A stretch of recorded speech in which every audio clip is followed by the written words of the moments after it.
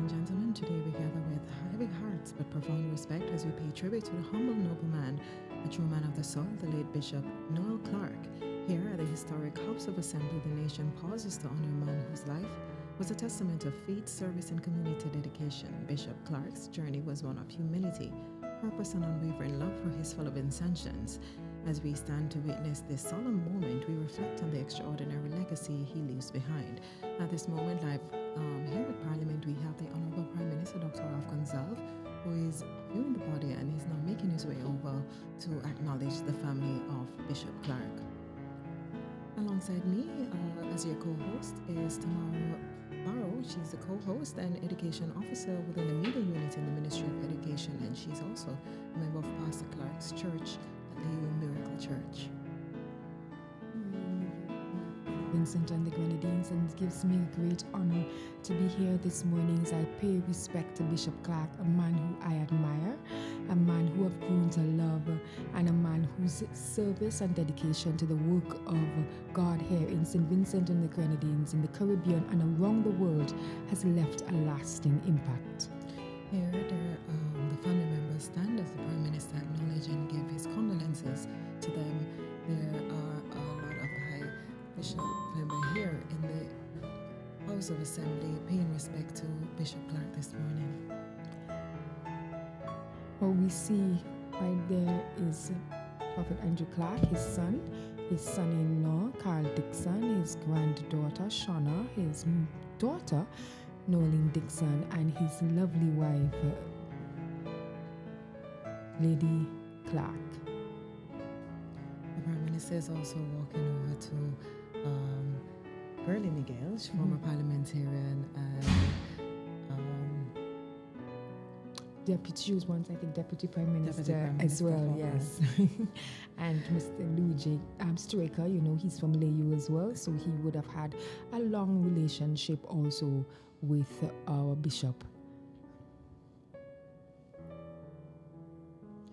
Born on December 8, 1951, to Marjorie and Leon Clarke, Bishop Noel Clarke was the youngest of 6 children. His childhood roots were deeply planted in Liberty Lodge and Kingston Park, where he grew up surrounded by family values of humility, hard work, and faith. He received his early education at the convent and Kingston Preparatory School, setting the foundation for a life of learning and teaching. After completing his school-leaving exam, he began a career as a teacher at Stony Ground School, a role that showcased his early passion for nurturing and guiding young minds. His journey continued as a timekeeper for the government and later at the club service station, where his love for vehicles was evident. Little did he know that his journey would so take him a divine run.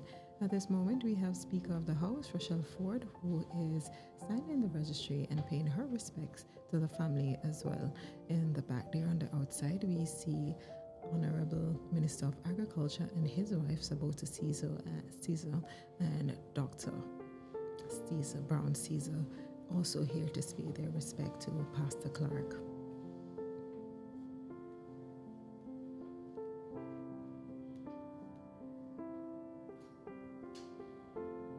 Speaker of the House, Honorable Rochelle Ford, is actually right now viewing the body and making her way over to pay respects to the family.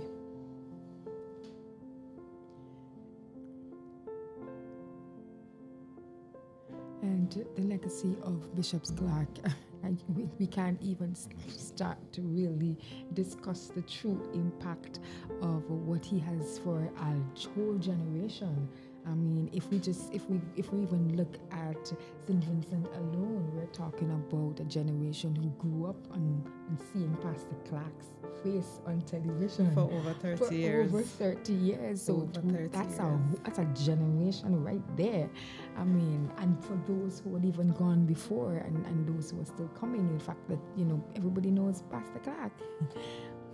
You may not know anybody else, but you know Pastor Clarke. Pastor Clarke, so signing the register now is Honorable Minister of Agriculture, Sabota Caesar, and his wife, Dr. Brown Caesar, also here to pay their respect. But what else do we know about this man? At just 20 years old, Noel Clarke experienced a transformative encounter with the Lord, a moment that would shape the rest of his life. Answering the call to full-time ministry, he enrolled at the West Indies School of Theology in Trinidad and Tobago, graduating in 1974 with a diploma in theology. He immediately took on the role of pastor at Kingdom Life Tabernacle Church in Mesopotamia. So he started his journey in Mespo. And that's also around where, he probably would have seen his wife, because they're from that region up in there. Wow. His unwavering faith, dedication, and passion of the gospel saw him found the Layou Pentecostal Tabernacle in 1981, now known as the Layou Miracle Church, where he served as pastor for an incredible 43 years. His vision to plant churches in every community was fueled by his deep love for Vincentians, spreading the hope and faith throughout the nation. He was really a man of God and was very passionate about planting the word in every nook, cranny, and corner of St. Vincent and the Grenadines. That's most definitely, because he would have planted churches in Vermont, in Layou. He would say that he got a call, like the Lord called him to go to Layou, and he uprooted his young family at the time. When he gives the story, Noel was probably 3 or 4. Andrew wasn't even born yet, so he was young. He took his family, left their home where in Mespo, and do all the way down to Layou, because God sent him to Layou.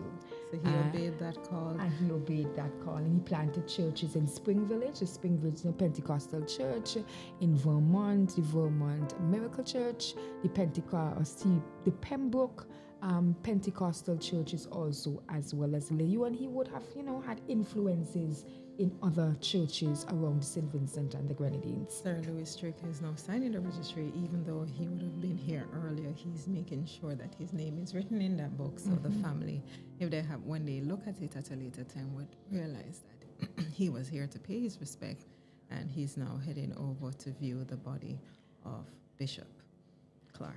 And we could presume that he would have had many long conversations with Bishop as a man from Layou as well. So he would have seen that journey with Bishop for the 43 years that he was invested into the lives and the people of the Layou community. And it wouldn't just be the Layou community, it would be Layou, Bookament, springing down to Barley, across the whole of that landscape. So he would have shared also in that journey with him as well. And Girlie Miguel, she is also, although we would have seen her before, she's also now walking up to view the body of Pastor Clarke and to give her respects to the family as well. And funny thing is that I would have known Bishop Clarke even before I became a member of the Layou Miracle Church. I would have known Bishop Clarke because I grew up in that same area where his family were, Lodge Village. His mother was one of the founding members of the church that I grew up in, New Testament Church, Lodge Village. Right. His mother was also a member of that church. And I'm not sure if you were familiar. You may not be. We now have Mr. Elvis Charles. Mr. Charles was a former representative of the same Central Kingstown. That would have been his constituency where he would have grown up, and Mr. Charles was a candidate for the Unity Labour Party a couple of years ago, right, to represent that Central Kingstown, rather, the Lodge Village Green Hill community. And he's here to pay his respects as well. You know, Pastor Clarke was a well-loved and beloved man. We have Honorable Frederick Stevenson, who is here now, and he's signing the registry and about to pay his respect. And Honorable Sinclair Jimmy Prince is also right behind him, here to pay his respect. My experience with Pastor Clarke was when I was at the SVG Broadcasting. So obviously working there, you would have had many conversations. And I'm sure he would have asked you. So it was an encounter. It was an encounter. I'm sure that if you've met Pastor Clarke, he would have asked you, how is your family doing? How are things? He was invested in you even as a person. He was. Honorable Frederick Stevens and Honorable Jimmy Prince, both viewing the body. I'm not sure if most persons know that is his brother-in-law. Oh. his brother Jimmy Prince, Honorable Jimmy Prince, is married to Lady Clarke's sister. So they would have shared Family ties. family tables, and Right. many opportunities to have conversations with him as well. So that is Honorable Sinclair Jimmy Prince, brother-in-law of Bishop Clarke. We're seeing on screen here Marie Williams. Miss Williams, Mrs. Williams. Mrs. She's the Williams, and Jamaican Bishop consulate. Williams. Bishop Williams as well. Also paying their respects. And they're paying their respects as Bishop Williams and his wife, is the overseer of the Powie churches in the Caribbean. So Bishop Clarke would have been a pastor in that denomination, in that organization. And Bishop Sonny Williams, he has been the overseer or the presiding president, running the organization, I think, for the last maybe more than 5 years now. So he's paying his respect as the head of the Pentecostal Assembly of the West Indies, and him and his wife. He's a Jamaican consulate. Yes, and the story of all these. Bishop would not be the first one, but there are many other who would have gone to Jamaica to study, right, and would have brought back Jamaican wives. Testament to that, I can relate. Yes. Right. So, well, let us look at Bishop Clarke as the community builder and humanitarian efforts that he would have contributed to, because he was very much into community and the people and about their wellness. Mm-hmm. Bishop Clarke's commitment extended beyond the pulpit. He played a pivotal role in the development of essential infrastructure, enhancing the well-being of his community. With support from missionaries in Canada, he oversaw the construction of the Bukament Bay Clinic, which he selflessly handed over to the government when maintaining it became financially challenging. His love for community also saw him build the first public bath in Cashville, Layou, bringing dignity and relief to those in need. And it is testament of the forward thinking of the nature of the man that he was, and understanding when his time is done with something and passing it over where it can be built and be of benefit to the community. And that was very noble of him.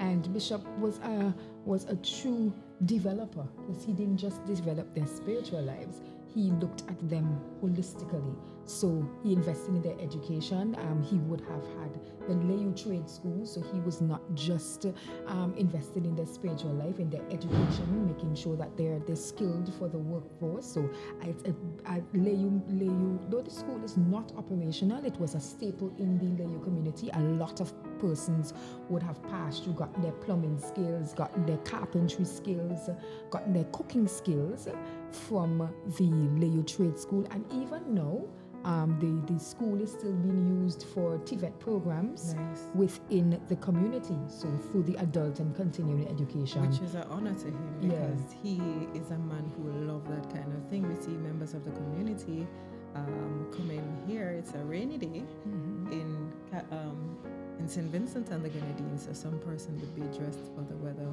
Persons are coming in their numbers to pay respect to the family of Reverend Clarke. And just in studio we have persons coming to give their say of what their relationship and knowledge of the man Pastor Clarke was. And first we'll invite also a family member, Honorable Sinclair Jimmy Prince, who will come and just have a little chat.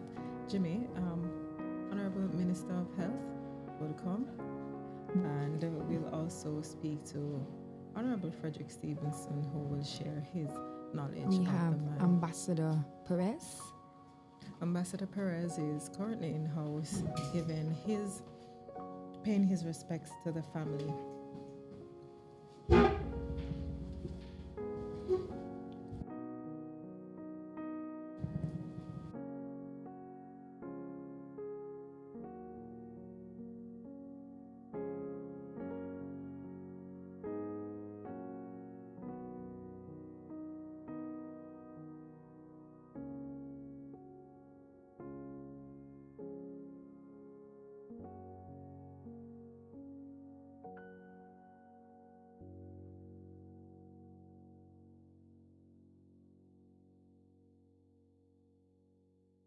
St. Clair Jimmy Prince. He is here to pay his respect to the family, who he's also family, and he will tell us personally of his connection and his relationship with Pastor Clarke.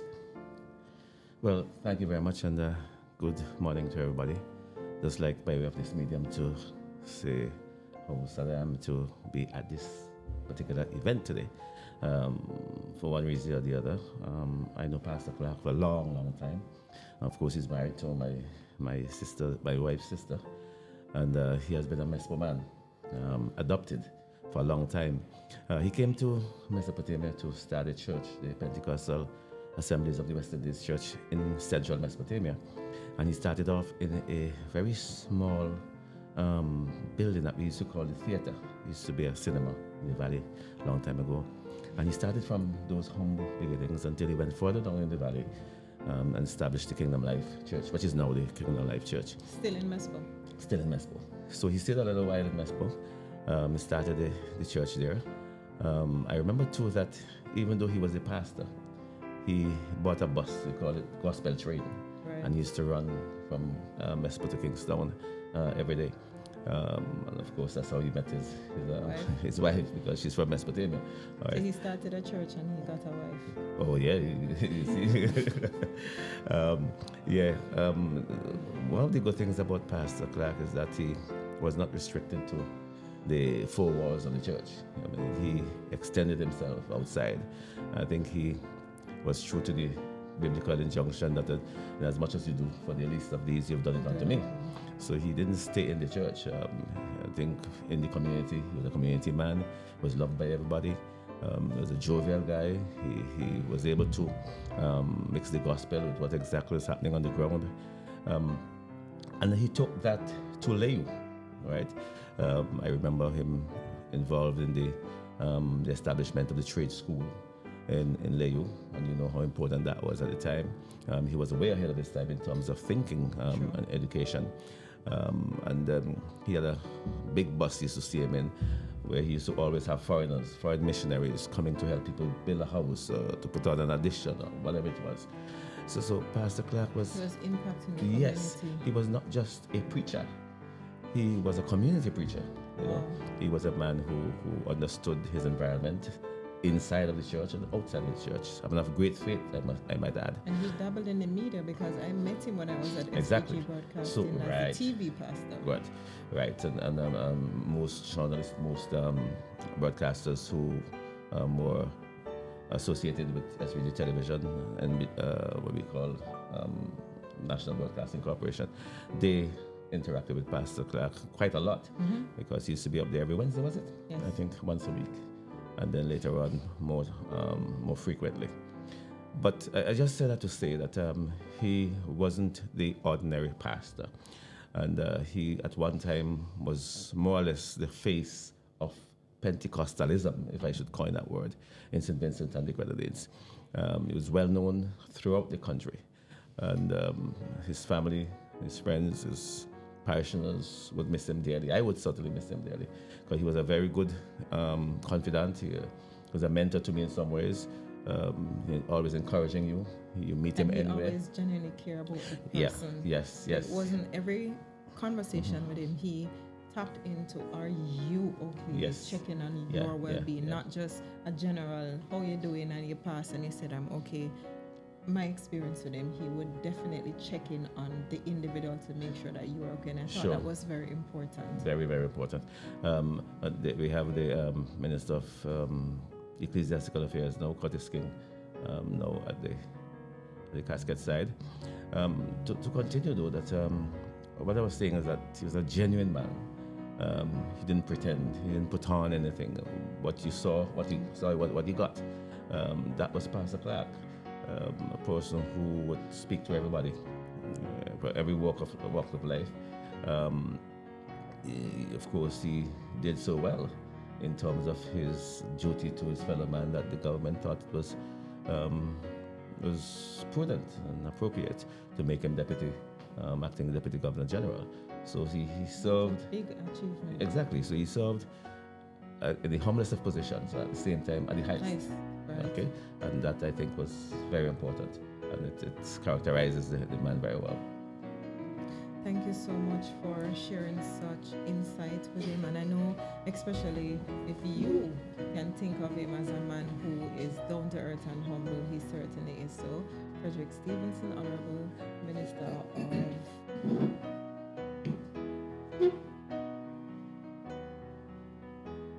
Good morning. Good morning, Sam. I had a brain freeze moment just now, Honorable Minister. Talk to us about your relationship with Bishop Clarke. Well, my encounter with Pastor Clarke, Bishop Clarke, who's now gone to the great beyond, was listening to NBC or radio 705 then. That encounter program, religious program called Encounter with Pastor George Frederick over my years as a boy growing up here in St. Vincent and the Grenadines. It was always a moment of reflection listening to that program on Radio 705. Pastor Clarke and Pastor Frederick always made you feel that in some way or the other, you too could have an encounter with God. Right. Yes, and that's the kind of person I want to remember him as, and hearing his voice on radio and speaking the truth and speaking and seeing him on television. I remember also, if I'm not mistaken, Grace and Truth. I don't want to. In my days in the Anglican Youth Movement, when we go down to the Grace and Truth campsite in Layou, if I'm not mistaken, I think Pastor Clarke was also integral in relation to that. I may be mistaken, but I think I remember that. But over the years, as I heard the Minister of Health just reiterated, he was a very humble man. Always had a good word of encouragement to give when you meet him on the street and that sort of stuff. And it always gives you a reminder that in whatever area of life you are in, that you must always have that faith and put your trust in Almighty God. And that's his wife and his daughter. I know them quite well. I've interacted with them. But today he's gone.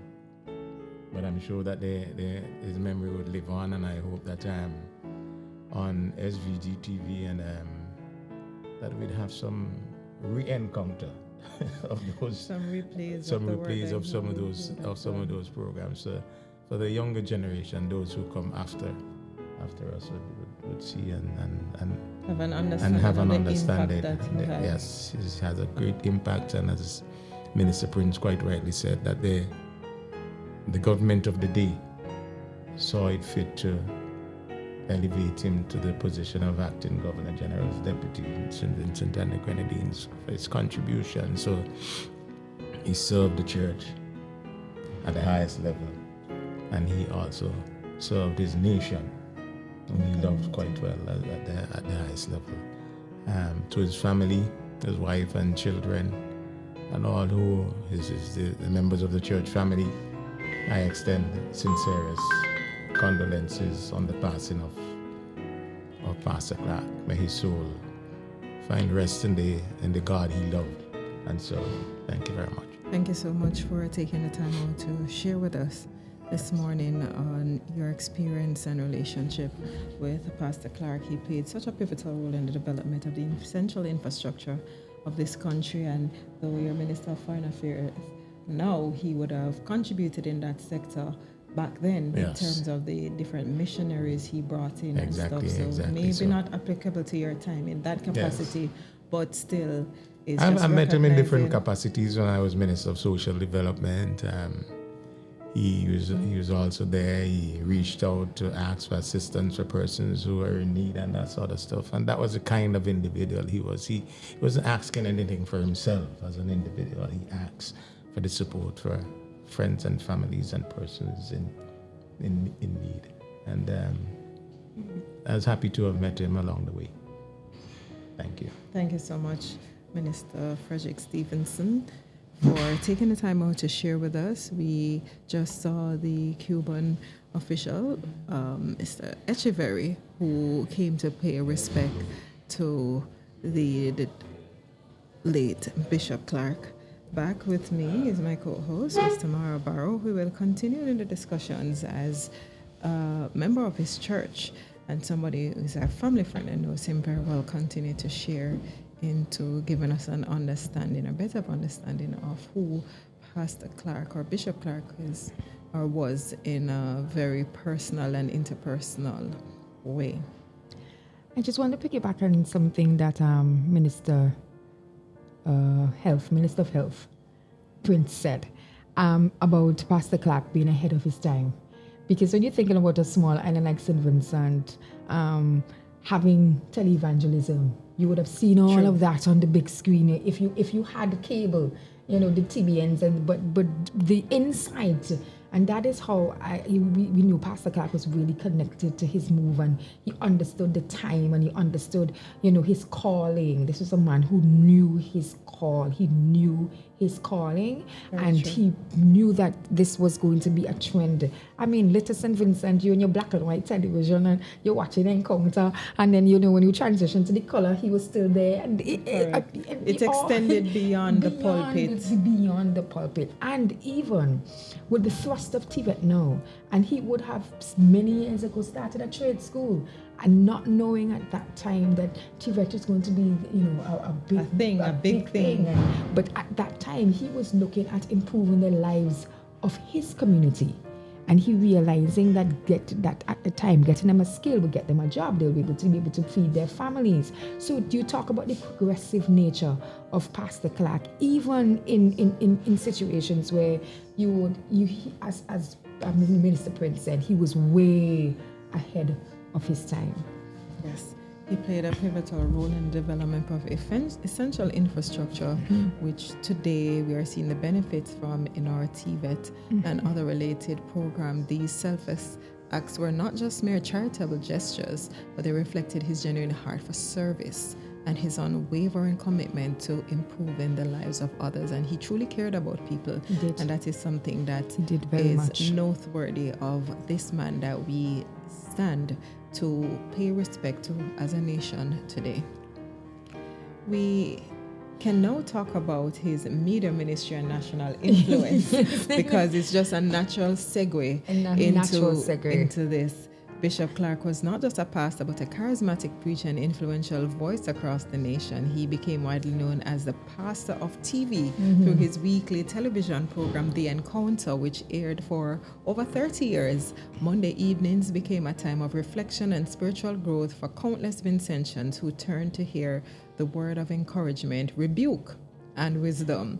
His influence went beyond the screen as he humbly shared the platform with other pastors, including Pastor Fredericks, which Minister Stevenson mentioned. The late Pastor George Fredericks, nurturing the spirit of unity and mentorship within the church community. And it was so important to see pastors on that platform sharing the space, because it's so important to show the unity of the brethren, the unity of the church, and the important role that we play as supporting each other. So this man truly contributed to his community, he contributed to his family, he contributed to his church, he contributed to his nation, and we can say, well done to Bishop Fredericks, and I'm sure that his family can have a sense of peace, understanding that he did his due, he did his part, and it is well done, and it's only no fear that God will say, well done, thou good and faithful servant. And we talk about mentorship because he understood the role of transitioning. He knew that his time. So after a while, even with Encounter, you started seeing him giving the young pastors that were coming up opportunities to even, find themselves the space, expand into television as well. So it wasn't a case in which he kept it all to himself. He made sure he had females, You know, I mean, there may a person said that women should not preach and all of that, but at least he gave opportunity for women who were called into even that ministry as well to be exposed to the television. So there was an all-round grooming, as we said. He was invested in you as a whole person, and I think that's why everybody loved Pastor Clarke, because he was so much of a people person and he cared. He was just a man who really cared. And if he cared a lot. He cared enough to put his hand in his pocket. He cared enough to, and this is one of his young persons that he would have seen God's call in his life, and he would have invested. Minister Samantha Diamond, she was one of his I would say products, and I know she herself would talk about his legacy and how much he has impacted her life. You've seen her. She also has she's also, you know, a tele minister, because with Woman of Destiny, that's also on television as well. Nice. Okay, we're going to have a talk with Mr. Willis Williams, who will give us more insight into Bishop Clarke based on their media, media and how relationship. How he would have had that relation with him as well. Okay.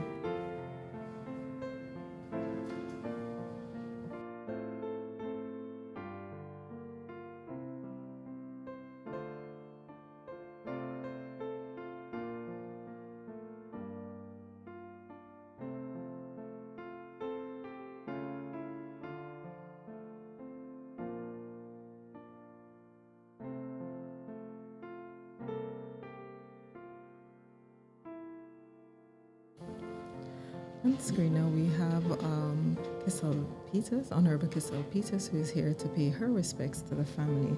And with us is Mr. Willis Williams, who would have shared in a long relationship very long relationship with Bishop Clarke, and you will talk to us about that relationship.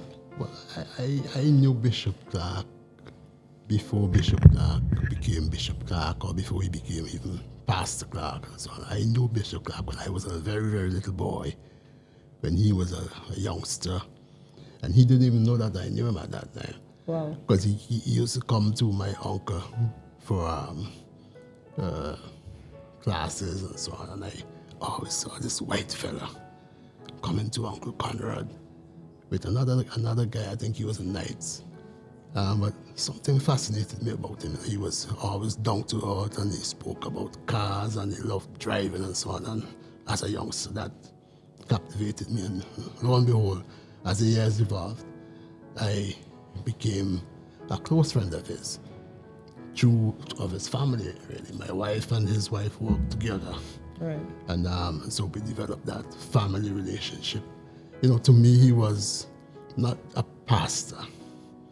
He was an example of a good man, an example of what I would want to be when I grew up. Wow. You know, that kind of thing. And I thought, in a way, after a while, after reflection, maybe he was assigned to me. Yeah. I don't know by whom, whether it's by God or, you know, he was assigned to me. And we would have conversations that went way beyond religious things. You know, he would confide in me things that happened to him when he was growing up. I believe when I look back, the program Encounter sort of mimicked his life, because he encountered a lot of things, but then he conquered them. Wow. You know, he was, to me, he was just a great man. A man that we will miss, a man that we couldn't have enough of. And although I had seen him passing the mantle, passing the baton on, you know, to his son, to the other younger pastors. And I can't forget to mention the influence his wife had on everybody he had an influence on, because his wife had an influence on him. True. And I just think that they were a match made somewhere outside of this earth, probably in heaven. It was just a pleasure to be an acquaintance, and then eventually realizing that he's a friend of mine. He used to come to my home, he used to come to my office. He didn't. Once I saw him, he had to make some time for Pastor Clarke. You got to listen to his stories. You got to listen to his perspective on everything. Religion, of course. Politics, sports. Cars. He loved driving. And he loved creating things. But he had a passion for developing young people and helping people.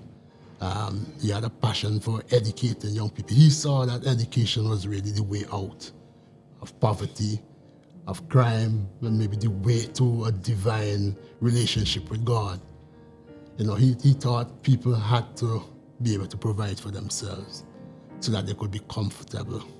And not just the regular way, not just and the the regular. practical ways, because No. he realized that the formal education, the academic process wasn't for everybody. No. So he created those avenues that would help persons who might have been frustrated or who just needed another way. And he really cared about people. Very much so. Before the term tech voc was created, Pastor Clarke was also a pioneer in creating technical vocational education for young people.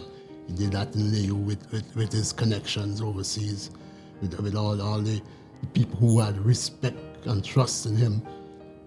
They just pooled their resources and made them available to him, which he used wisely and like the fishes.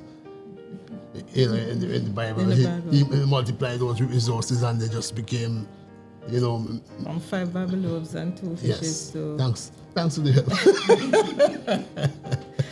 I know a little bit about the Bible. Okay, but Pastor Clarke is really just a remarkable man. I have to recount an incident which stood in my mind, and even though there's a message in it for me. I went to his church. I was to have lunch with him. It was a celebration. His church gave him gifts. One of the gifts was a bottle of wine. Now, Pastor Clarke is not a drinking man. He don't drink wine. And not necessarily a religious thing. He just didn't drink because of personal reasons. And so he called me in the back after the sermon and so on. And everybody packing up. He called me in the back. I went to there. I said, why you want me in the back of the church? Mm-hmm. You can baptize me or something. Mm-hmm. And he said, well, you carry this home for me, a bottle of wine. I said, okay, like the obedient servant, the obedient disciple. I took the wine and I carried it to his home. So when I got home, I said, Noel, why you give me this bottle of wine to bring home?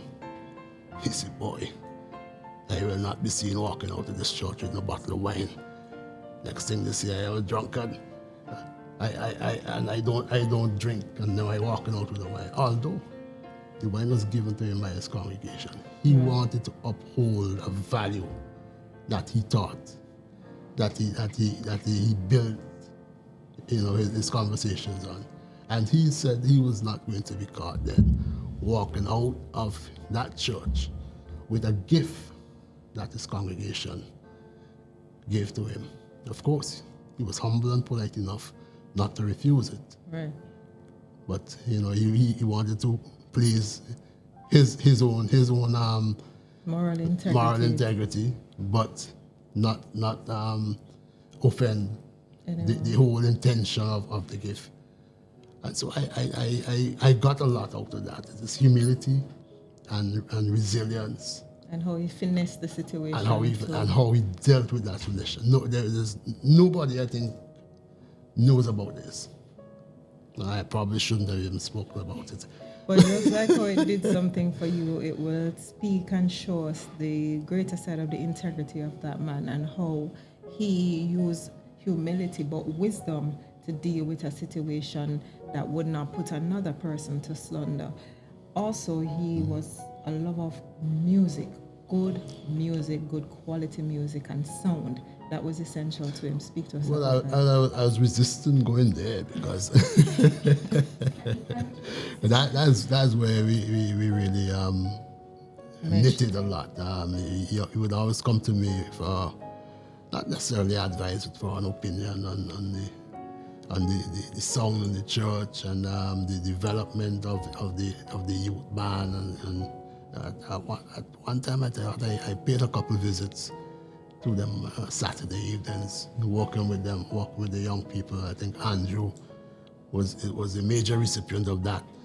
Well, he used it the most. Correct. And Andrew has turned out to be a great musician, if nobody knows.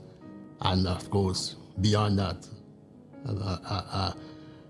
a pastor and a prophet, and really the person to which Pastor Clarke felt comfortable handing over his I say it as important ministry. because sound is important, whether it's hearing the voice of God, understanding the role of music, as David was a musician, and understanding how sounds, music, all these things are important. And Pastor Clarke had to ensure that the sound that was around and the music that was played, the tempo at which it was played at, was essential. And when he taught the youths that they too understood the importance of this and how to incorporate it in their ministry and in their daily lives, because music can be healing and healing comes in different ways, and he understood it. He was a man ahead of his time.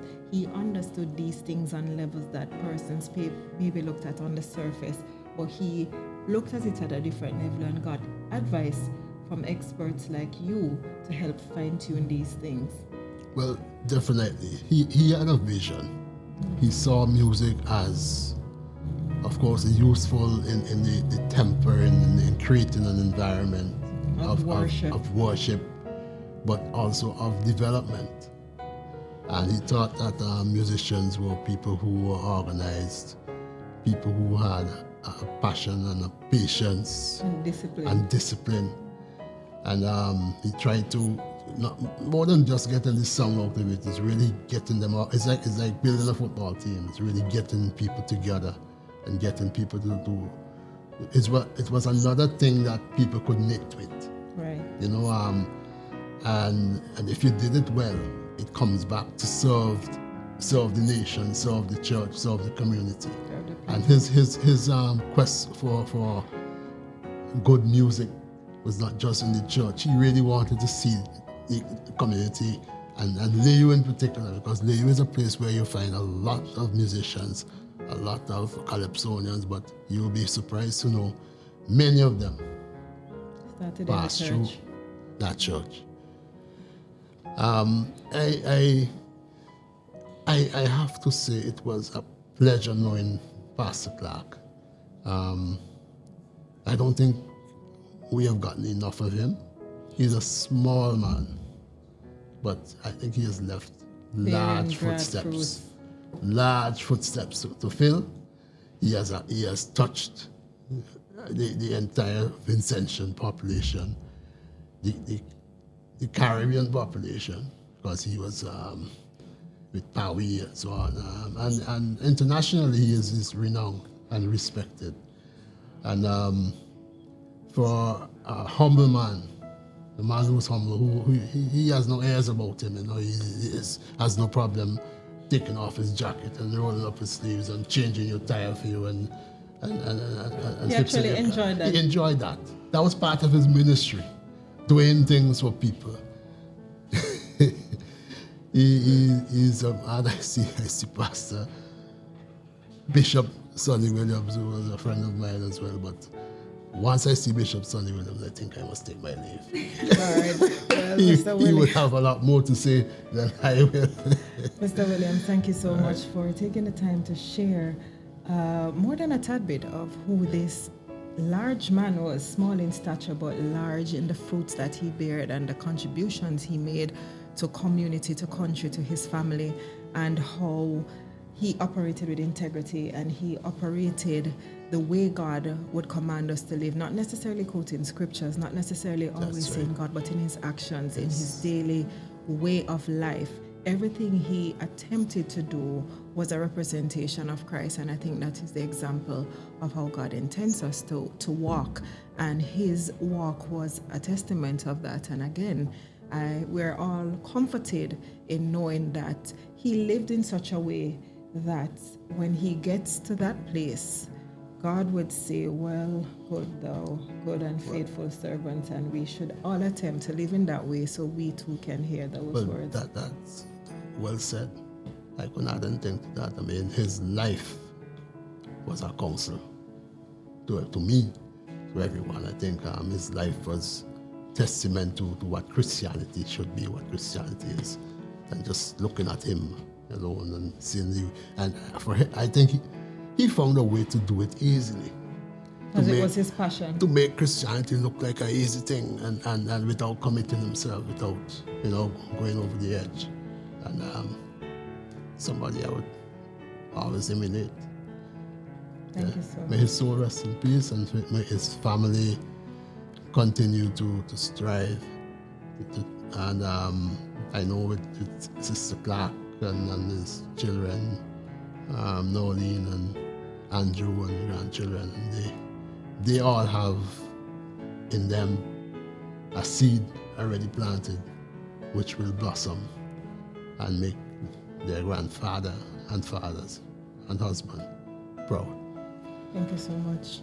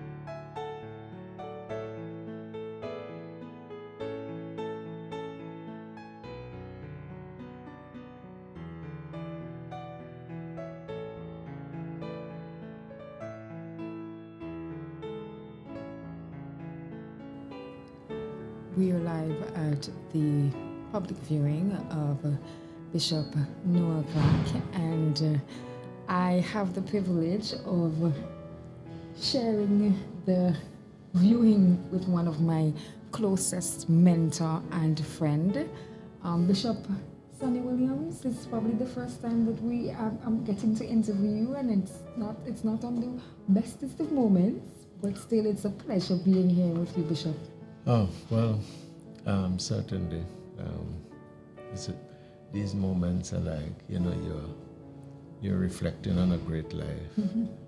So you feel a sense of sadness, but also you feel a sense of, pride with the impact that this mentor father has made on the nation and on the region. Mm-hmm. And you would have a different perspective in terms of your relationship with Bishop Clarke.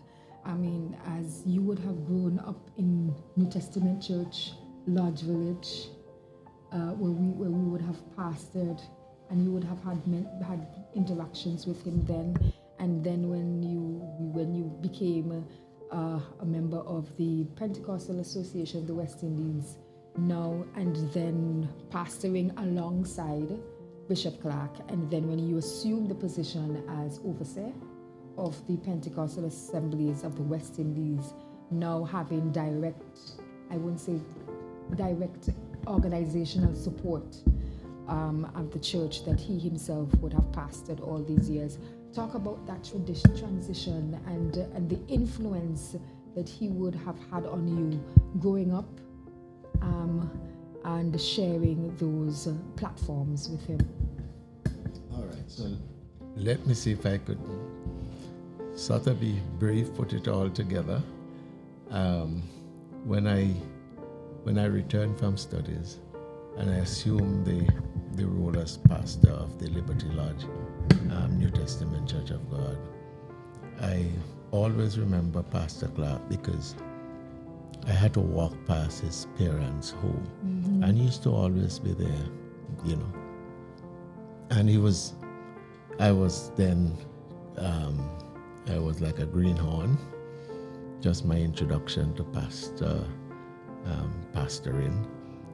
And so he was always this very encouraging. And I also would recall that when I was doing a project at the Liberty Lodge New Testament Church of God, we were building the toilet facilities. It was Noel Clarke who came to my rescue because he operated a truck.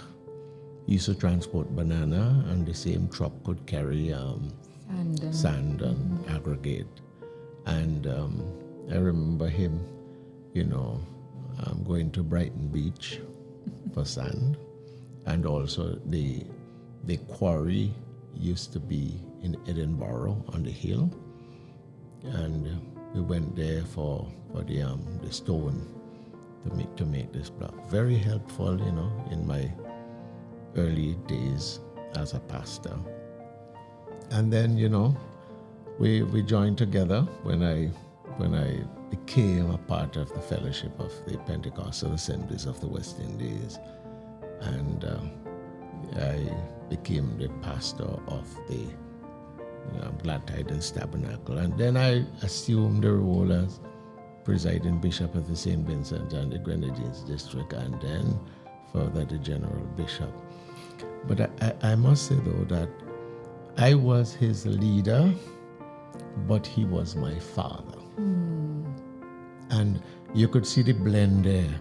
You could see the blend.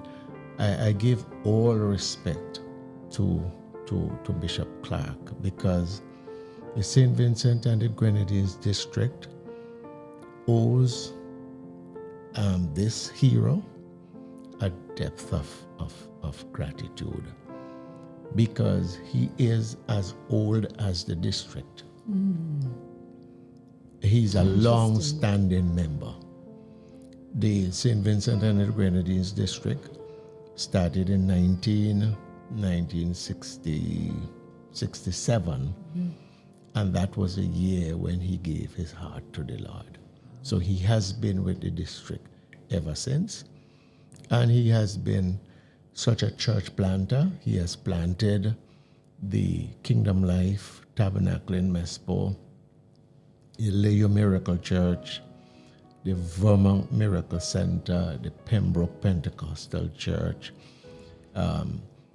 It was under his leadership that the Beckwith Pentecostal Church was planted, and the Spring Village Miracle Center. And he always said, when that church in Spring Village become a mature church with a permanent building, that the building was going to be taken and he was going to move on to Chumuka. So a church planter, and when he died, even before I got the announcement, I was in the washroom the morning. I was in Trinidad, and my thoughts start just flowing on him, and some peace start coming in my mind of him as a planter of churches, philanthropist, a pioneer. He was a partner, a project manager, a missionary. patriot, a prophet, a pastor, a preacher, all P's. And he was a great pal and a papa. Definitely a father to many. So, you know, I served with him on the general executive of PAWI, Pentecostal Assemblies of the West Indies. And we're graced with Honorable Randy Brewster, one of his spiritual sons. oh, yes. You would have seen him grow up, develop him, and now he has a seat in the role of parliament, and now he's greeting, and he was also a pastor within the Layou Miracle Church as well. So very close, and we see is that a family friend, and who's also viewing the body as well. And his sister-in-law, Minister Brewster, would have grown up in Layou, would have grown up among Lady Noel and Prophet Andrew. So they would all have been very close family, and like almost like the other brother. Oh, yeah. And I think that the bishop sort of mentored him for leadership, Yes. political leadership, because part of the P, bishop was a politician too. Yes, he was. He definitely was a politician as well. Yeah, but you know, it flows from his theological position. He believed in theocracy, that God should be the head of the nation. So, you know, in a very principled way. When I say a politician, he was pretty principled about his principle, his love for God, and that God was always the head. One of his legacy that he has left behind is the access of the Word of God to children. And we talk about his ministry work, Seeds. When you think about the Seeds ministry here, the missionary group that came, Pastor Clarke was instrumental from day one. He worked with that team until he couldn't work with the team anymore. And their goal was to have a Bible in every single primary school student. And I remember when I was in primary school, I would have gotten a seed bag. You know, you would have gotten, the missionaries would come in and you give your little testament. And then you learned about God, you had your Bible stories, and he was the man that drove that. He drove them all to the different schools. If they had 7 schools and the Pastor Clarke was driving the truck to carry the missionary team. So even in that work, he's left a legacy of the calling for us to go into the world and carry the good news of Jesus Christ. So we can even talk on that level as well. Oh, yes. Seeds International was an overwhelming success in St. Vincent. It didn't take off in some of the islands, but I think the drive of Noel Clarke and also his selflessness, his sacrifice, because he always had some sort of boss. And That's you know, true. he took it on very personally, and it was always his ambition that I'm going to visit every primary school on the island. And that's what he did. It was part of his passion, taking the gospel to children.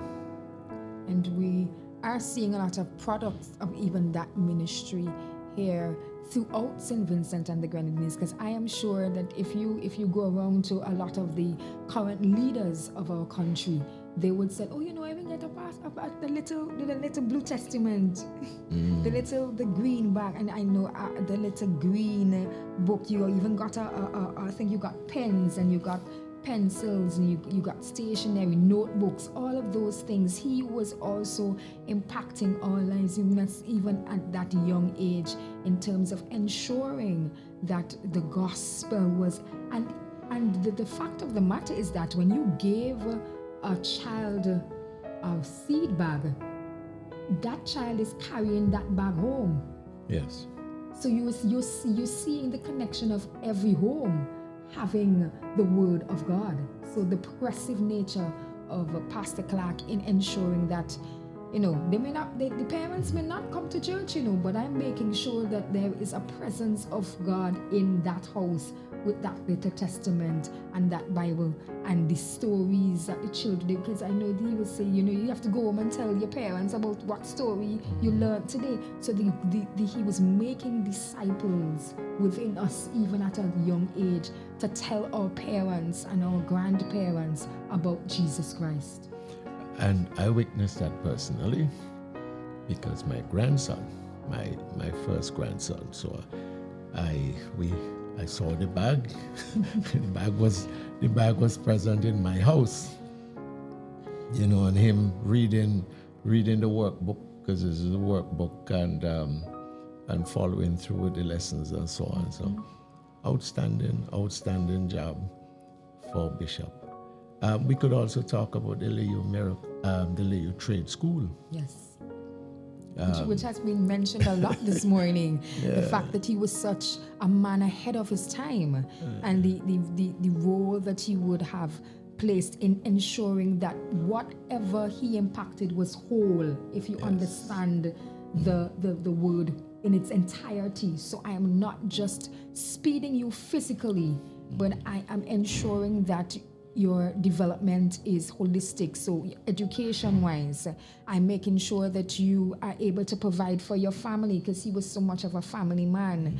And I made sure to make sure that you impact your community, because you're not going on the street, you're not stealing, you're not committing crime. So you're being a well-rounded citizen that has an impact in whatever area of the sector of St. Vincent that you wanted to make your move. And I think that was very credible in the visionary he was.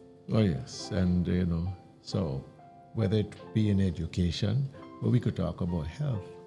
The fact that there was the Bookman Clinic, and he facilitated a number of medical missions coming to St. Vincent, offering help in vision, in dentistry. So it was a very holistic program that he offered, and during times of disaster, Bishop was always on the ground. I remember the floods of those floods of December 2013? Yes. He left his family and his Christmas meal and was in the Bookman Valley, looking at, after persons. And originally, after Ivan devastated Grenada, Bishop Clarke was on the ground in Grenada, organizing and looking about the welfare of persons. So he had people. People was his business. Yes, that's it. That's it right there. People was his business. Let's talk about his impact in the Powie Association, regionally and even internationally, because you would have had a very closer working relationship in there, more than the public would know. So talk about that. Were there any church planting outside of St. Vincent? Where did his impact reach in terms of the development of other churches within your organization? All right. So Powie International, he actually served on the general executive, and the general executive really is the highest body outside of our general conference, and he served some 24 years. 24 years. Consecutively on that body. He was seen as a troubleshooter, so that when there were difficult assignments, especially when there were tensions and problems and all of that, they would send him to these districts to negotiate and to bring settlement to disputes all over the region. I remember a colleague reflecting on his peacemaking role, that she said that, anytime there were difficult assignment that nobody wanted to handle, Bishop Noel Clarke was the one called upon to do these. So he was like I would say that the Pentecostal Assemblies of Canada is like our parent body. And he was like the middleman between POWI and Pentecostal Assemblies of Canada. So he was tapping into the resources of the Canadians for POWI. And his advice, his counsel and wisdom was highly respected in POWI International General Executive. Wow. That's a special grace. I think that the grace that God gave Bishop Clarke, I'm not sure if he gave it to anybody else. Because when you listen to the stories and when you listen to people's interacting with him, you realize, was he even human? Was he super? You would think he was superhuman, because you'd be like, he did all of this. When did he have time to do all of this? But that just tells you how he was so connected to his calling and what God had placed him and the mission that God had placed him on this earth to do. And I know that when he left his work completed. Yes, and I say amen to that. I mean, he was a practical man. There was no sophistication about the gentleman. He was practical, down to earth, plain talking, very assertive. If he sees something, he would express his opinion clearly and respectfully. Respectfully, that's it right there. But practical. He was a pragmatist. He had the ability to be able to see and to solve problems. And I think he would stand out as a great problem solver. Yes. And I know that I want to say condolences to the Pentecostal Assembly of the West Indies. You guys have lost a giant. Yes. And I know that he would have discipled a lot of young ministers who would continue his work, continue his legacy. I remember there's a part in the Bible where they talk about the legacy of a man being souls. And I know that his legacy and his crown will have many, many stars and many, many, many, many everything because of his impact in the lives of people around the world. Because his ministry was not just locally, it was not just regionally, it was international. And we'll be forever grateful for the work of Bishop Noel Clarke, a man from St. Vincent and the Grenadines. A little man, and if I could borrow from the Jamaicans, he was little, but he was Talawa. Talawa, indeed. He was small vessel, but concentrated. He did it because he had a grace on him. That's it. God favored him. God used him to affect his generation, and our lives are better off. St. Vincent and the Grenadines is better off. Layou, South Leeward, is a better place because Noel Clarke chose to live. And I always remember, when he moved to Layou and he built his house on that hill, there weren't a lot of development below him. But I think he brought a sense of worth to South Leeward, the Layou community, and St. Vincent and the Grenadines. We're all better off. POWI is a better place. POWI is poorer now because we have lost a giant. And you would know that within 3 months, we've lost two giants. Dr. Frederick and Noel Clarke, and they were good buddies, visionary, and I said on Encounter, and that was their platform, that they spoke to the nation. But a couple of years ago, they said, listen, we've got to train others, because we don't know how much more time the Lord would give us. And they did a good job. Bishop Frederick held Bishop Clarke's hand and said, hey, we're leaving, we're getting off of this program. We believe that these guys are capable now to lead this program. And it's still going. So that's the job of a visionary. Yes, the job of a visionary. And Bishop Williams, I just want to say thank you for gracing us this morning.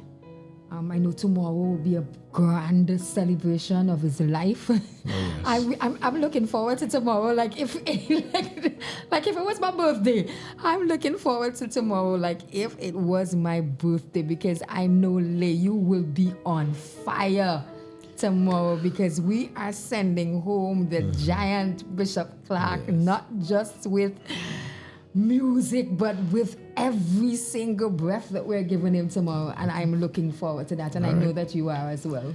Well, yes, I am. If you look on the program, they said I am the officiating minister. Wow. So I feel honored.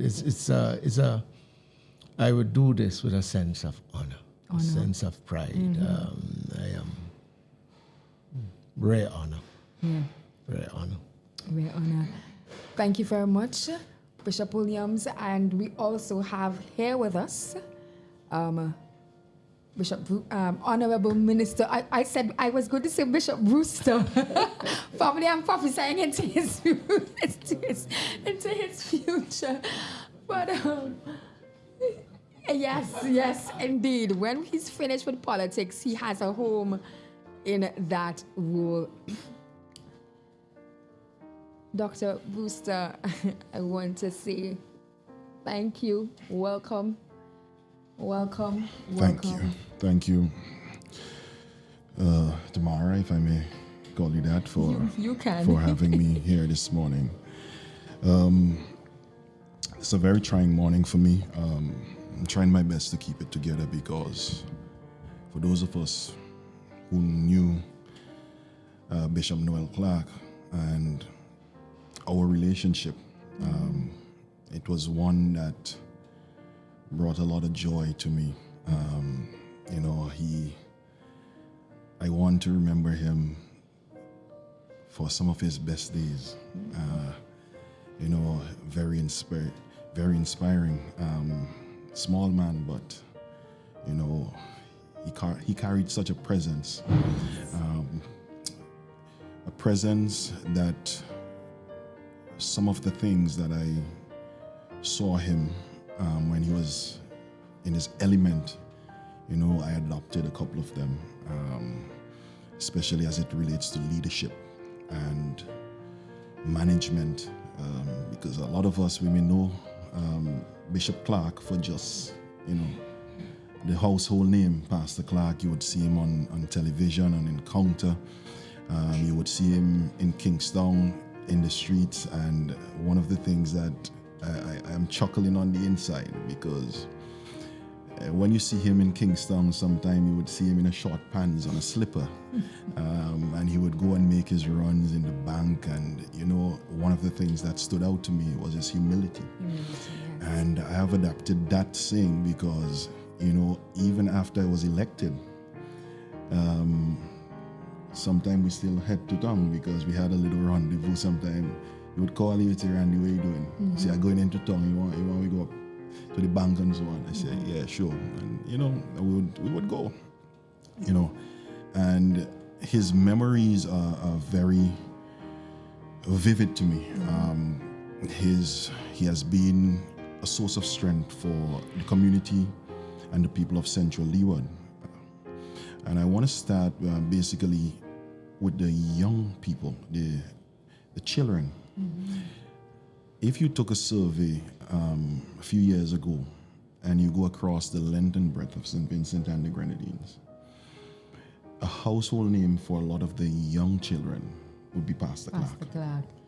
You would be driving with Pastor Clarke, and you would, if it's after 3 when school is dismissed, you know, and the kids, once they see him, Pastor Clarke, everybody, Pastor Clarke, that Pastor is so Clarke. true. And, you know, that's why I said he carried a presence, and he had a personality that was very welcoming. And I can say that from what I observed and witnessed, the Clarke family, because I know we are giving tributes to Bishop Clarke, but, you know, they said the two shall become one. Yes. And I have to emphasize that Lady Dawn Clarke was a match made in heaven for him. Well, he always used said that. He said there's only one person that God created for me. Yes, and that was Lady Dawn Clarke. And you know, she's such an inspiration, because I would always say, for a man to achieve great heights, especially when you're married, the two must be on the same page. Yes. And she was a tower of strength. She worked tremendously with a lot of young women. A lot of families in Layou, you know, who came through the hands of Lady Clarke and Pastor Noel Clarke, you know, they were transformed, they were changed for better. I remembered when I came back from New York after doing some of my studies there, and I was looking for somewhere to worship, you know, and I didn't have a home church at that time. That was in 2013. And my wife and I decided that we're going to worship with Pastor Clarke. And I would tell you a little secret, because we chuckle about it all the time. You know, they used to call the Pastor Clarke church at the time Pastor Clarke Love Church. And, you know, a lot of folks were saying, you know, every time you go over there, there's love, and somebody end up getting married. What I say, I'm already married. But, you know, but a lot of young people that came into the faith, they were married under the hands of Pastor Noel Clarke. And we settled at the Layou Miracle Church. And I can tell you something about this man. He has an eye for talent. Yes. He has an eye for talent. Indeed. And he is not one who would exert himself fully as sole leader, but he loves to see persons rise with him, and he would give you that opportunity. So it is very commendable, because not many, a lot of people would say, I don't want anyone to take my spotlight, to take my shine. But I know a lot of the young men who came through the Layou Miracle Church and who's still there. A lot of them, they were inspired by Pastor Clarke. A lot of the young women, he would push you. He was not only about religion, but he was holistic. Yes. He wanted you to develop yourself holistically. So he would also push you into academia. And, you know, when I was doing my studies in medicine, he would always call and check in. He would say, Doc, how are things going? How is the wife? How is the family? And he was always that person. He would also push you to make sure. He said, now you're married, make sure you get a piece of land. Make sure you and your wife start to plan this thing together. So he was very inspirational. And there's a lot of couples. If you check the record of the Layou Miracle Church, a lot of the couples that were under the leadership of Pastor Clarke, they're still together. They've built families and they've built their homes and so on. And you know, I hear persons speaking about he's a pioneer, because Pastor Clarke changed a lot of lives in Layou when he introduced TVET education, which is now a big thing for St. Vincent and the Grenadines. But he's the one who started it with the Canadians. And he, not only in education, but a lot of the persons don't know the former Bookament Bay clinic. that was done under the leadership of Pastor Clarke as well. And I learned that. So this he was in morning. healthcare, he was in education, he was a proprietor as well, because Pastor Clarke is one of the first persons who brought the hardware to Layou. And he saw the need. That's one thing with him. Whenever there was a need and he had the opportunity to fill that void, he would always do that. We have lost in St. Vincent and the Grenadines a great man. And I'm happy that today he's getting a fitting send-off, because he was not only a community man, he was a regional man. I have a lot of pastors across the Caribbean who are friends now with me. And it was through Pastor Clarke. Sometimes he would say, Randy, Pastor so-and-so is coming in, go to the airport, pick them up, bring them by me. And and we developed that relationship. And I'm sure that, myself, he will be very missed. There are a group of guys that we look to Pastor Clarke for a lot of knowledge. He would impart knowledge.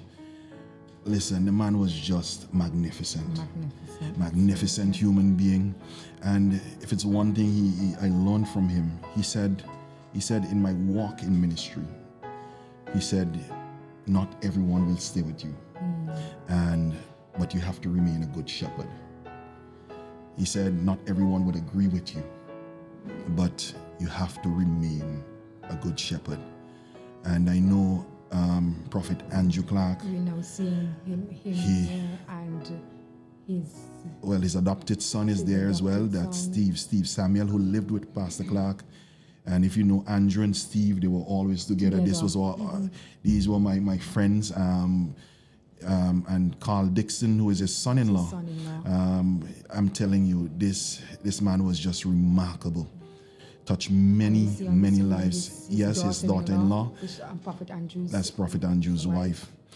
And I'm so happy with the turnout today. And I see Andrew. He would miss his dad very much.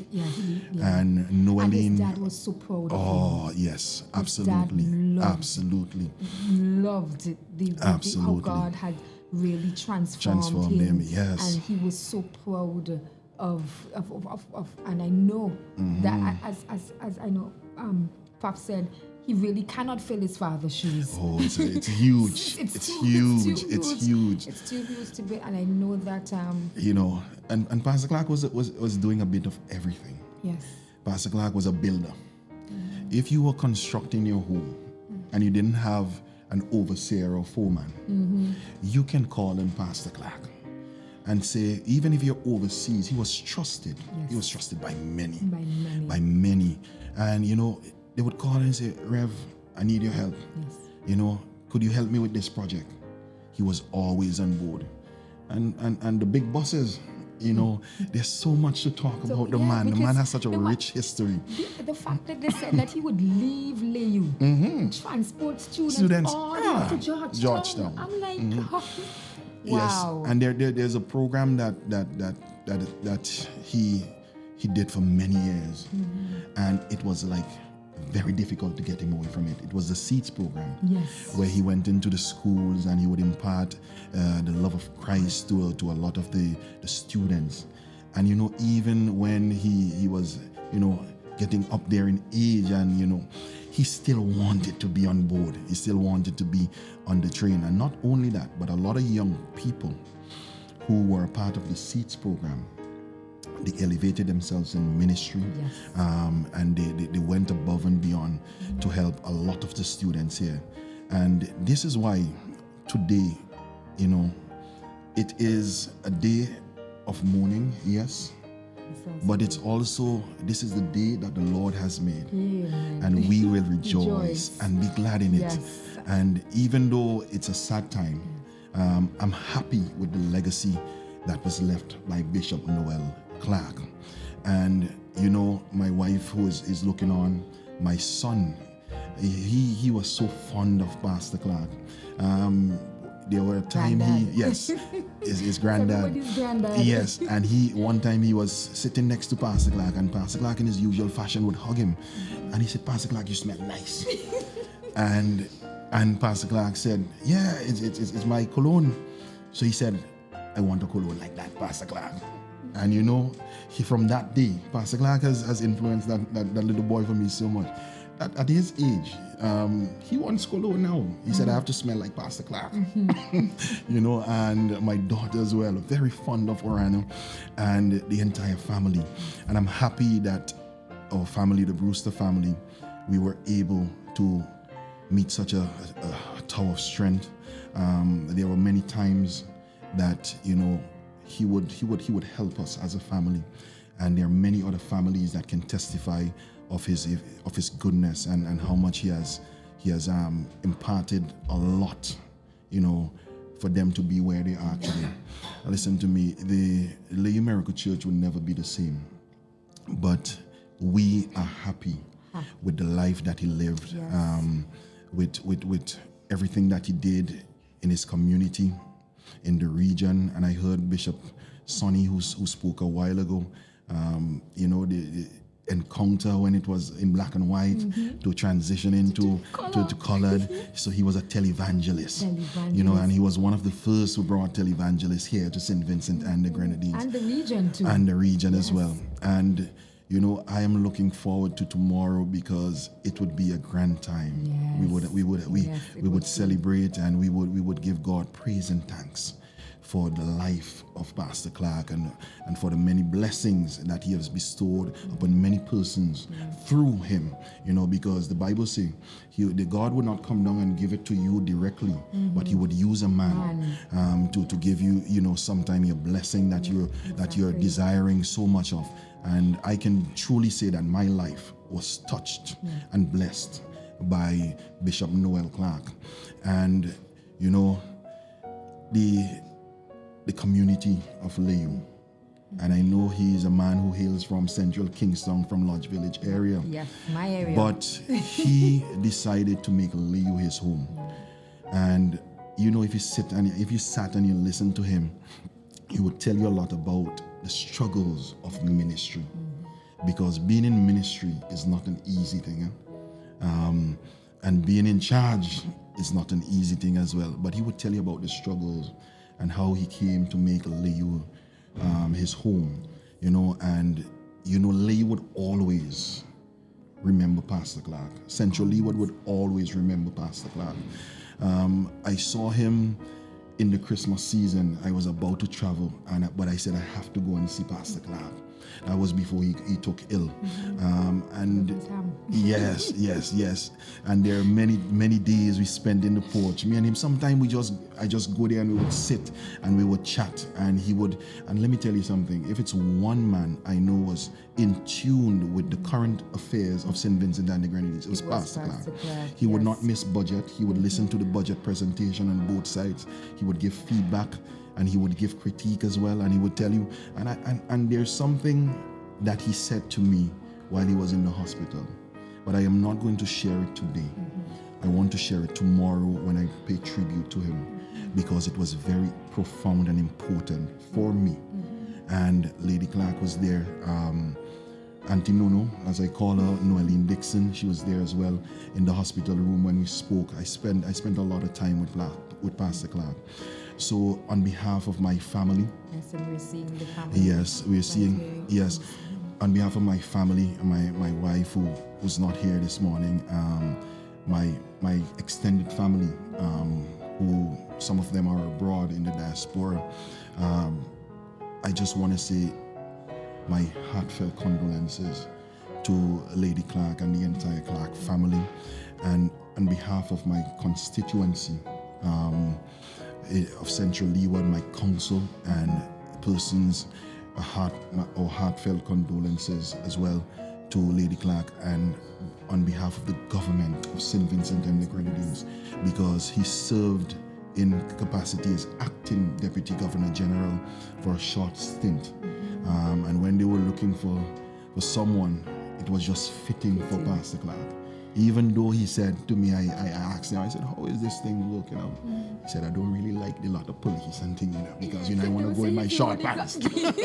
I want to go in my... Joke, he's the only governor general that drove himself. Yeah, and I sometimes they pulled up to his house and they said, well, Pastor Clarke, you're gonna drive. He said, no, I would drive. But it shows the humility of the man, Yes. and the nation has lost a magnificent human being, and I'm happy that that we were able, St. Vincent and the Grenadines, we were able to experience the life and the legacy and the times of Bishop Noel E. Clarke. So again, for those who are mourning, I pray that the Almighty will comfort you, especially during this time. It is a difficult period for me because I have to come to grips with, and he was one of my advisors. I would call him from time to time when I needed, clarity and a couple things. And I just, this one has really touched home for me. But I'm happy that I was able to be a part and share knowledge and experience with Bishop Noel E. Clarke. He will be missed. He will be missed. Most definitely, he will be missed. Thank you very much, Minister Brewster, and I also extend condolences on behalf of your constituency as well, that for Bishop Noel Clarke.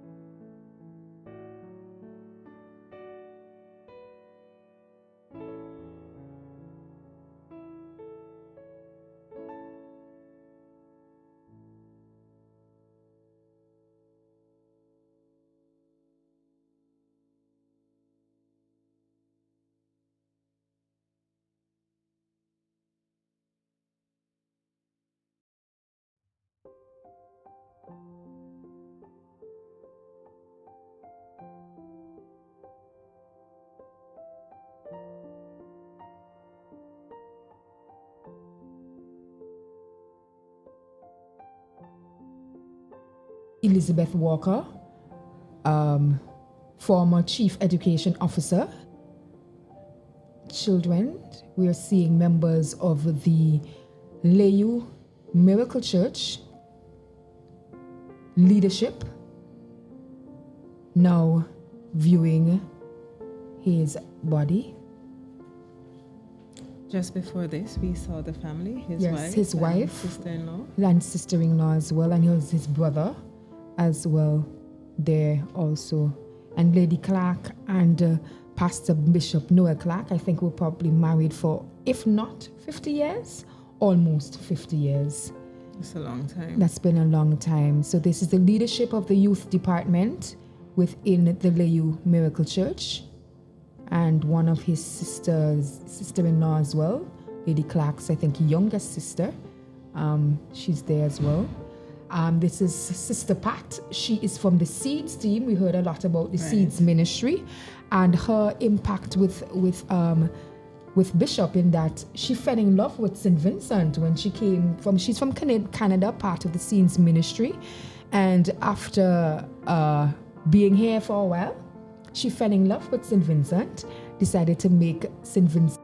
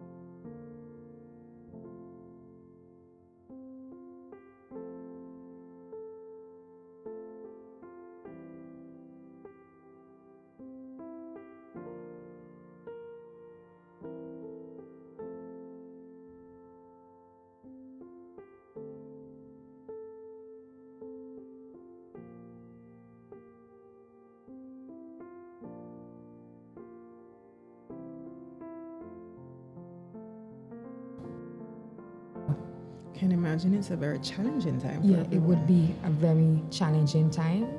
And I know Bishop doesn't really want anybody to cry. But it's going to be sad. I have had my moments as well, seeing my adopted dad lying there, couple that was last year. And it really, no matter how much you tried, no matter even if you know that they're in heaven and they've spent their lives serving the Lord, it's very hard. Your human emotions, you just wanna cry. So it takes, I know exactly, how they're feeling, and it would be a good long before you really get to go on. And you're accustomed to seeing them in the bedroom, waking up in the morning, going in there, Dad. It's a very challenging time. If you're now joining us, it's the official funeral service of Thanksgiving for the life of Bishop Noel Everett Clarke, and his legacy and life lives on. And today we pay respect to him in the House of Assembly in Parliament. As this man was a statesman, he contributed significantly to the fiber of the community, of the well-being of our TVET program, which has now blossomed into what it is, and paying respects to the work that he did in that. In 2018, Bishop Clarke was called to serve his country at the highest level as acting Governor General of St. Vincent and the Grenadines. So for a humble man, he was able to achieve this high recognition, demonstrating his patriotism and dedication to national service. He also served on the Mercy Committee, bringing his deep compassion and wisdom to the nation's leadership. His statesmanship was marked by integrity, humility, and unwavering faith. His legacy of faith and family is of paramount importance, and we just saw there the family going and still paying respects to him at this time. This is his grandson, his daughter's son, other members of his family, and they're just paying respect to Bishop Clarke.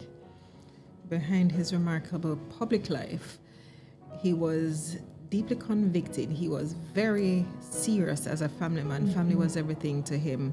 And in 1976, he married the love of his life, and together they were blessed with 2 children, Noeline and Andrew. His role as a husband, father, and grandfather was anchored in love, faith, and guidance, leaving an enduring legacy of family values. And we know, Tamara, you would have said that he would have fathered many persons through the church, through the communities. His influence transcended generations throughout his work with Seed International Ministry, impacting the lives of countless children across 26 schools in St. Vincent and the Grenadines. And he saw it. And he saw to it that every child he encountered, literally the word encountered again, like his program, heard the message of love, hope, and faith. Now let's talk about his work with a lot of the youths and youth development, because we saw the youths there just now looking at him and feeling, very overwhelmed. He did a lot of work, and even though he is of the older generation, he was relatable. Very relatable. Very relatable. You cannot. He would sit down with you. He would laugh. I mean, the way in which he just embraced you, and you did not feel like Pastor Clarke was older than you. And that's one of the ways that he was ahead of his time. Exactly, because you had a conversation, Pastor. You were like, Pastor Clarke, how you know about that?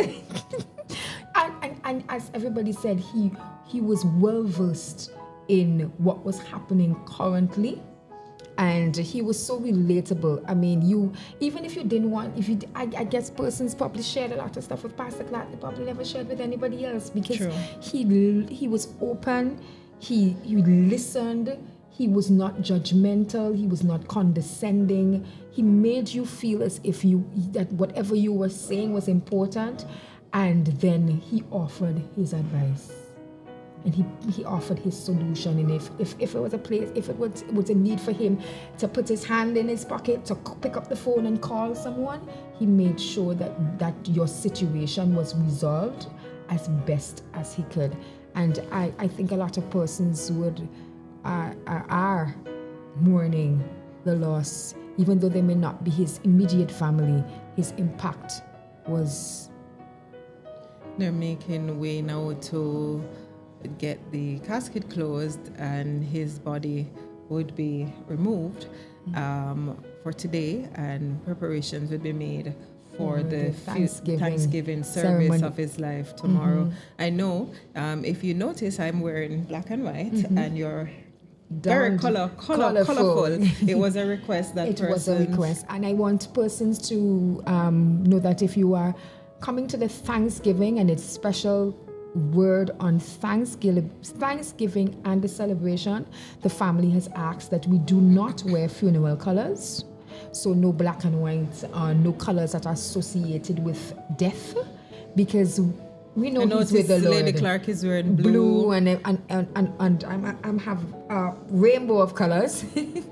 And so tomorrow, please, we're asking that you wear bright, colorful cherry colors, because we want to respect the families, but we also want to honor the life. This man was a very vibrant and cheerful person. There was not I don't think I've ever seen Pastor Clarke sad for the short years that I would have been a member of the Layou Miracle Church. He always has a smile on his face. He's always he would be like, "Tomorrow, girl, how you do?" And very, very respectful, people. Very humble, very people-oriented, and it's good that he was able to be recognized and celebrated in these 2 days of Thanksgiving for his life, and in this great way in the House of Assembly, the Parliament of St. Vincent and Grenadines. So as we stand in this hallowed hall, a place of governance and history, we honor a man whose life was defined by humility,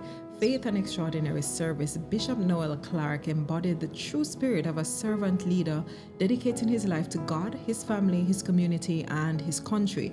Today we pay tribute to his enduring legacy, a legacy that will live on through the lives he touched, the communities he transformed, and the faith he inspired.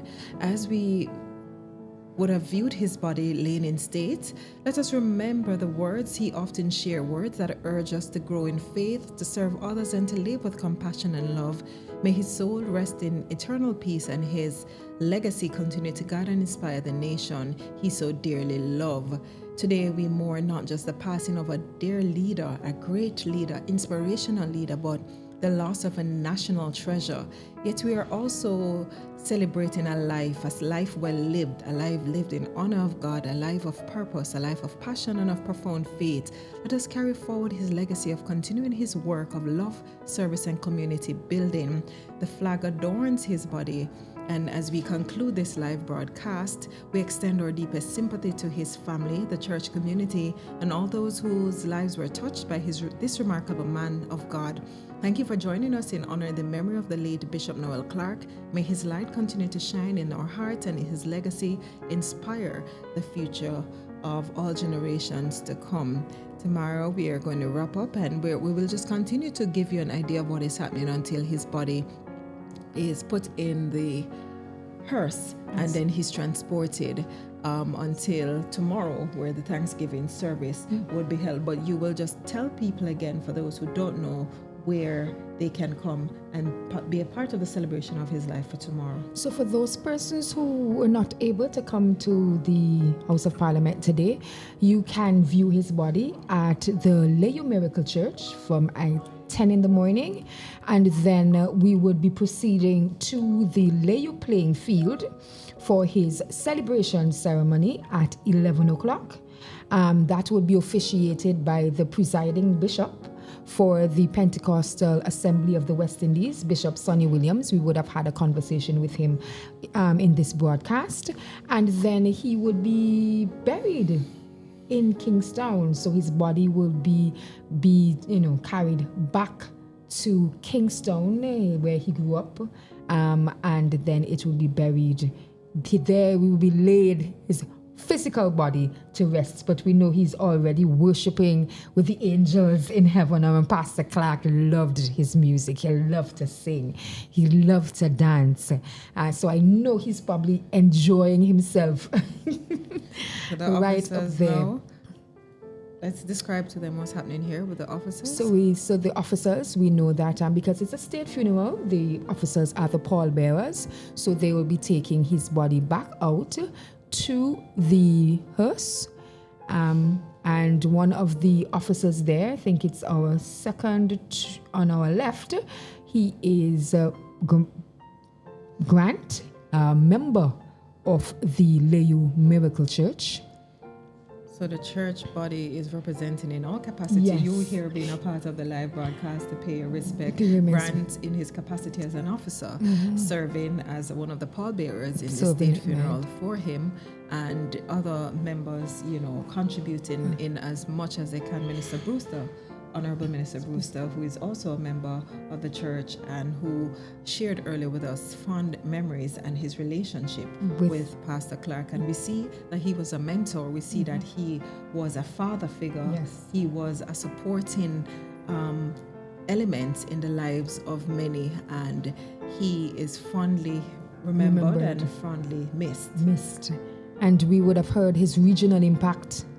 We would have heard about the way in which he went on the ground across the international, because he was a part of ministry. Yes, and a lot of ministries relied on the guidance and the wisdom of Bishop Clarke to ensure that their organizations were functioning properly. So his body is now hoisted on the shoulders of the officers, the pallbearers, who are in the true state funeral procession, ushering his body to the hearse, which will transport him to rest until tomorrow. Where and we see his family just behind Lady Clarke. This is the opposition leader.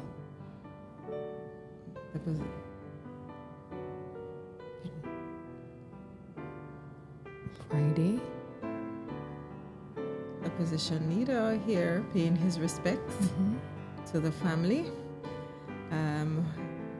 At this point, we just again want to, celebrate the life and work and contribution of this great man, this mammoth leader, and reflect on the life, not only the life he lived, but the legacy that he's left behind, a legacy of faith, of service, mentorship, of love, of vision, of patriotism.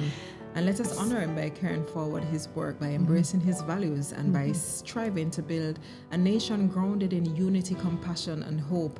Tomorrow, we'll gather in Layou for the official service, and let us celebrate at the Layou playing field. Let us together celebrate life well lived, a man who was truly a gift to this nation. A gift indeed. A gift indeed. His body is now being placed into the hearse.